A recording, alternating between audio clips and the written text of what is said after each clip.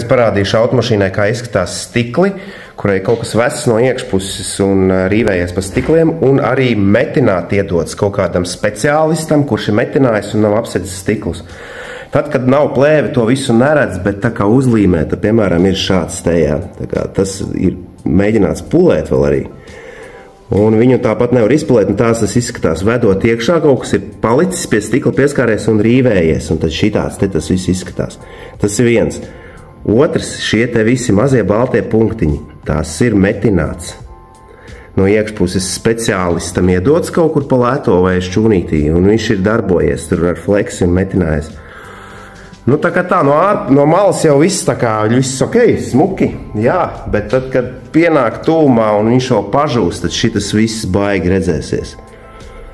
Nu, tā kā tā tur ir, kad no iekšpuses darbojās speciālisti. Stikli no iekšpuses kāds koļa remontējis un nav apklājis. Un tad metinot, izveidojās šāds te, tā kā caurumīši stiklā, ja, kur tas lidojošais iekritis un izdezinājis caurumu, tā kā uzlīmē plēvi. Tā kā nav plēvi, viņi nevar pamanīt. Bet tā, kad uzlīmē plēvi, šito te visu var pamanīt. Tas ir tad, kad iedod koļam mašīnu kaut kādam, viņš viņu te taisa un neapsadz stiklus. Un tad šitādi te caurumtiņi veidojās, ka viņš tur metinās. Bet, nu, visi šitie te punktiņi, viss tas ir stikls sabojāts, metinot no iekšpuses kaut ko.